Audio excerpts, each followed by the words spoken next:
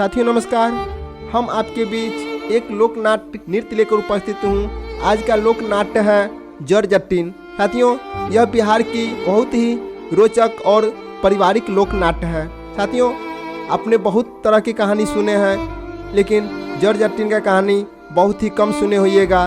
तो साथियों, आइए आज हम लोग जट जटिन का कहानी लेकर उपस्थित हूँ और कहानी बहुत ही पारिवारिक और लोकप्रिय नाट्य है। साथियों, यह मिथिला का अति प्रसिद्ध तथा लोकप्रिय नाट्य है। जट इस नाट्य का नायक है और जटिन उसकी नायिका। पात्र नामकरण के दो आधार हैं। एक तो मिथिला के महाराज शिव सिंह के काल में जयट तथा जट नामक एक बड़े गीतकार व संगीतज्ञ हुए, जो महाराज के आदेशानुसार महाकवि विद्यापति के पदों को उपयुक्त राग रागनियों में संगीतबद्ध करते थे।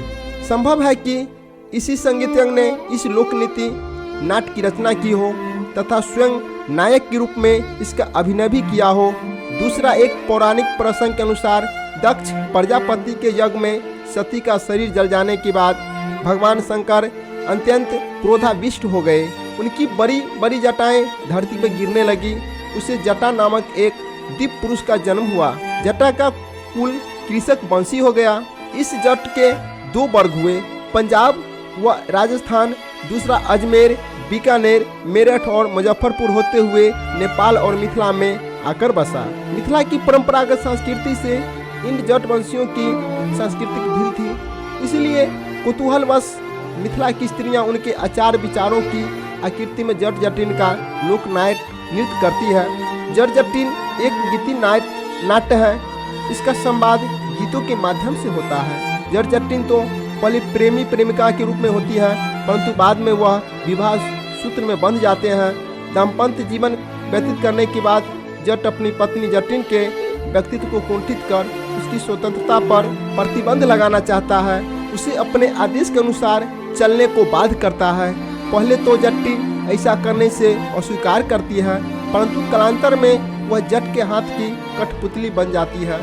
जट जटिन लोक नाट्य के संग एक विश्वास जुड़ा हुआ है। वर्षा के अभाव में जब धरती तवे के समान जलती रहती है और कृषकगण निराश तथा हतोत्साहित हो जाते हैं, तो स्त्रियां इस गीति नाट्य के अभिनय की योजना बनाती हैं। उनका ऐसा दृढ़ विश्वास है कि इस गीति नाट्य अर्थात जट जटिन अभिनय तथा गीतों की माधुर्य से इंद्र भगवान प्रसन्न होंगे और पानी बरसाएंगे। इस नृत्य में स्त्रियां दो दलों में विभक्त होकर संवाद शैली में जट जटिन की गाथा नाच नाच कर गाती है। इसका अभिनय लगभग 10-11 बजे रात्रि से प्रारंभ करती है और अभिनय की समाप्ति पर रात्रि के अवसान काल में कुछ मेढकों की उखल में रखकर उन्हें कूटती है और चुपके से किसी झगड़ालू व्यक्ति के दरवाजे पर फेंक देती है। जिसके दरवाजे पर उन्हें फेंका जाता है वह स्वभावतः गाली देता है। लोगों की धारणा है कि वह जितना अधिक गालियां देगा, वर्षा भी उसी अनुपात में अधिक होगा। चूँकि जट जटिन लोक नाट्य का अभिनय प्रधानतः वर्षा लाने के लिए किया जाता है, अतः इसे वर्षाकालीन नाट्य माना जाएगा। परंतु मनोरंजन के लिए चैत वैशाख अथवा आश्विन कार्तिक की मधुर शीतल चांदनी रातों में भी इसका अभिनय किया जाता है। गीतों से परिपूर्ण यह लोक नाट्य मिथिला की निजी देन है। इसकी कथा वस्तु में जट जटिन के पारिवारिक तथा दाम्पत्य जीवन के चित्रण के माध्यम से वैवाहिक जीवन की जटिलता, पुरुषों की स्वेच्छाचारिता, स्त्रियों की व्यवस्था, स्वतंत्रता प्रियता, स्त्रियों की आभूषण प्रियता, सुख दुख की व्यापकता आदि का मार्मिक रूप से विवेचित किया गया है।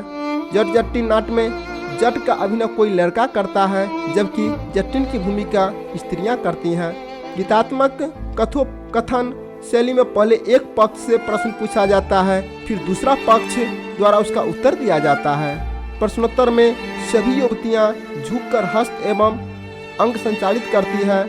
इस नाट्य के लिए किसी विशेष रंगमंच, प्रसाधन, आभूषण एवं भड़कीले परिधान की आवश्यकता नहीं होती है। किसी आंगन अथवा दरवाजे के प्रांगण से ही रंगमंच का काम लिया जाता है। उनके वस्त्र अति साधारण होते हैं, भरसक दैनंदिन जीवन में प्रयुक्त होने वाले वस्त्र होते हैं।